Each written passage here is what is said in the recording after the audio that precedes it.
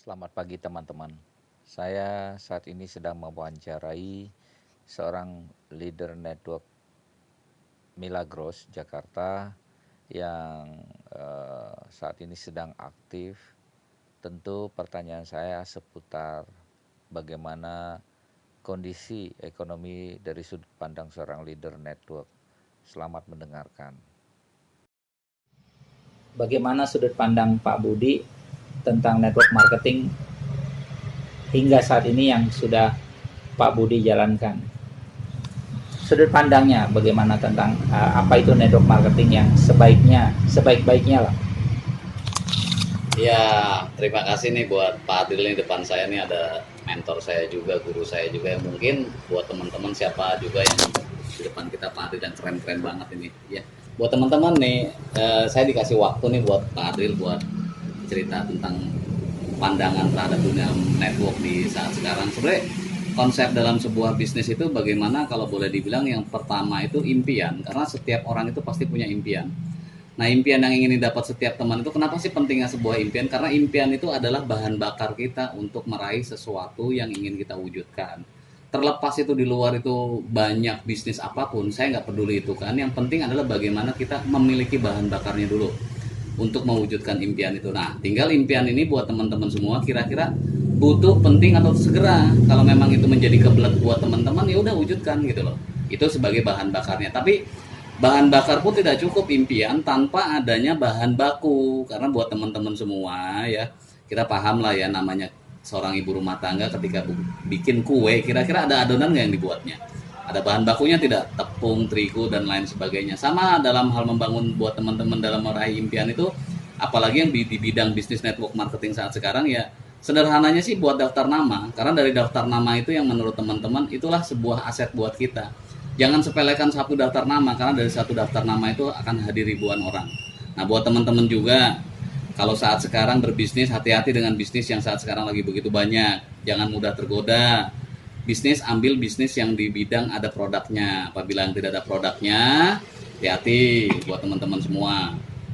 Mungkin itu saja buat teman-teman. Yang penting saat sekarang perbaiki diri kita terus, ya kan. Kondisi ekonomi saat sekarang yang terjadi, nggak terlalu pusing juga buat kita. Karena ingat, permasalahan kita bukan hanya kaum menengah ke bawah, menengah ke atas pun sama mengalami hal yang sama. Di Indonesia pun sama, ya kan. Tapi buat bersyukur teman-teman yang hidup, mungkin saat sekarang pemerintah kita sudah banyak memberikan bantuan kepada masyarakat di bawah, itu sangat luar biasa. Nah, hanya permasalahannya mungkin teman-teman nggak pernah berpikir nih, bagaimana teman-teman yang ada di kalangan atas, bagaimana tingkat kesulitannya mereka ya, punya karyawan gajinya bagaimana ya, punya pabrik tagihannya belum dibayar dan lain sebagainya, belum lagi tagihan mobilnya, tagihan rumahnya. Ya, kita harus sama-sama lah masalah ini kita lewatin sama-sama, kita tawakalkan semuanya, dan kita ikhtiarkan sekuat-kuatnya. Mudah-mudahan buat teman-teman semua ini bermanfaat.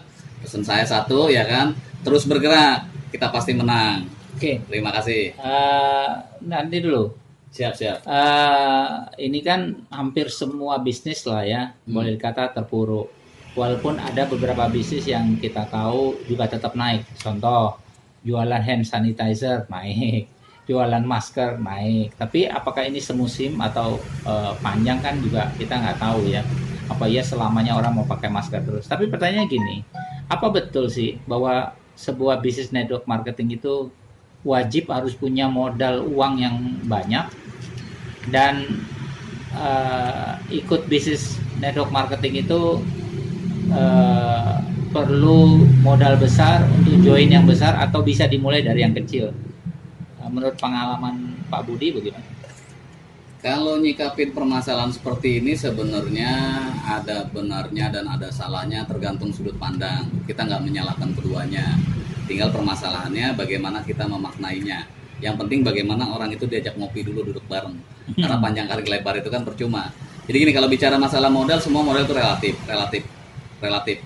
Ya kan, tinggal kita pahamin dulu kalau memang itu bisnis itu memang real, ya kan, produk itu bisa berkembang, itu pasti butuh modal. Nah, kalau kenapa sih modalnya harus kita keluarkan secara pribadi? Jelas, kalau orang pengen mempunyai impian, kalau dia impian bahan bakarnya ada, dia ingin mewujudkannya, pasti dia mau memperjuangkannya. Pasti mau memperjuangkannya. Modal relatif. Artinya kalau sudah ngomong bicara Modal bisa diperjuangkan dan itu relatif, artinya memang bisnis harus berbayar. No gratis, memang ya itulah bisnis. Karena kalau orang itu serius pasti mengejar, tidak mungkin tidak mengejar. Nah, dalam kondisi seperti ini, itu pasti banyak orang-orang atau merasa diri leader network itu minta support, Hmm. sama upline, sama perusahaan dan lainnya gitu ya. Karena alasannya, oh saya punya market luas, saya mau jalankan, tapi jaminan saya apa? Minta support dulu, uang, ongkos dan segala macam. Apakah itu bisa menjamin kesuksesan, Pak Budi? Pengalaman Pak Budi? Kembali ke sudut pandang dan penempatan diri kita, Pak Adil. Saya pengalaman ya ketemu beberapa, baik dari perusahaan network, terus dari sudut pandang sebagai seorang leader, sudut pandang sebagai seorang owner gitu. Masing-masing ada kepentingan, masing-masing ada kepentingan. Artinya sadarin bahwa sebuah bisnis kenapa kita harus punya tipe prinsip, karena tipe prinsip itu adalah tipe yang paling keren. Kalau memang prinsip yang kita milikin, kalau itu kebenaran yang mau kita lakukan, maka itu hasilnya pun akan benar. Tapi kalau prinsip itu kesalahan yang kita perbuat dan dijadikan satu kekuatan buat kita, maka itu kesalahan terus yang kita lakukan. Jadi tipikal prinsip sangat bagus. Cuman saya pengalaman berguru dengan teman-teman saya, dengan mentor-mentor saya, kenapa sebuah bisnis itu harus berdikari mandiri, supaya kita tidak bisa dibeli orang. Artinya dibeli orang gini loh. Di bisnis network ini kan kita hanya sebatas mitra. Sebatas mitra artinya kita tidak ada satu ikatan kerja. Saya bukan bawahannya beliau, upline pun upline bukan atasan kita dan kita bukan bawahan upline. Artinya apa? Bisnis ini adalah bisnis independen. Pahamin sekali lagi. Kita nggak usah terlalu musingin ke bawah dan nggak usah terlalu musingin ke bawah. Yang kita pusingkan adalah terus memperbaiki diri kita. Nah, kenapa ini harus diwajibkan bayar?